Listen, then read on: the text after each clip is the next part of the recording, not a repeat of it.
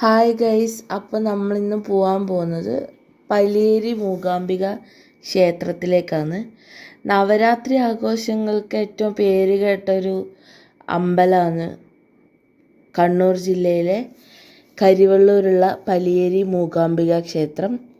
നൂറ്റാണ്ടുകൾക്ക് മുമ്പ് ജീവിച്ചിരുന്ന പലിയേരി എഴുത്തച്ഛനാണ് കരിവെള്ളൂരുള്ള തടുപ്പക്കുളങ്ങര കാവിനകത്ത് ഈ മൂകാംബിക ക്ഷേത്രം നിർമ്മിച്ചത്. കൊല്ലൂർ മൂകാംബിക കഴിഞ്ഞാൽ പിന്നെ ഏറ്റവും പ്രശസ്തിയേറിയതാണ് ഉത്തര കേരളത്തിലെ പലിയേരി മൂകാംബിക ക്ഷേത്രം. മൂകാംബിക ദേവിക്ക് പുറമെ വൈര്യജാതൻ, വേട്ടക്കൊരുമകൻ, ഊർപ്പഴശ്ശി എന്നിവർക്കും ഇവിടെ പ്രതിഷ്ഠയുണ്ട്.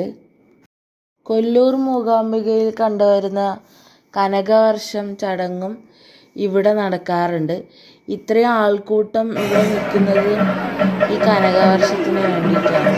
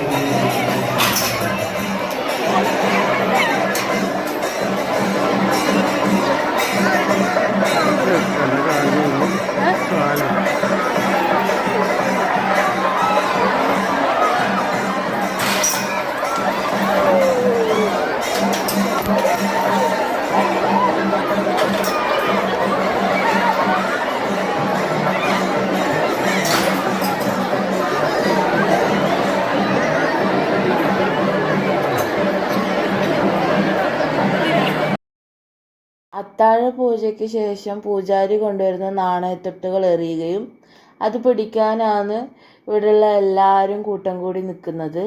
നാണയം കിട്ടുന്നവർ അടുത്ത വർഷം ഇതേ സമയം അമ്പലത്തിൽ വന്ന് ആ നാണയം ഇടണം എന്നാണ് ആചാരം.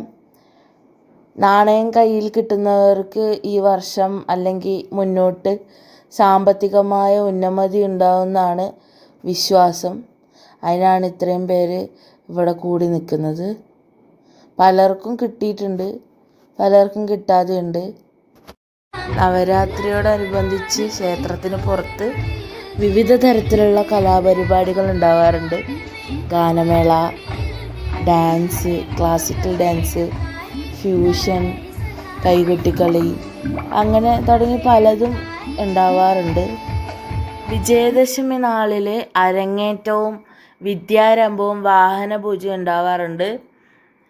ഉച്ചയ്ക്ക് അമ്പലത്തിലെത്തുന്ന എല്ലാ ഭക്തജനങ്ങൾക്കും അന്നദാനവും ഉണ്ട്. ഈ വീഡിയോ ഞാൻ ഇവിടെ വെച്ച് അവസാനിപ്പിക്കുകയാണ്. ഇഷ്ടപ്പെട്ടാൽ ലൈക്ക് ചെയ്യുക, ഷെയർ ചെയ്യുക, സബ്സ്ക്രൈബ് ചെയ്യുക. അടുത്ത വീഡിയോ ആയിട്ട് വീണ്ടും വരാം. ബൈ.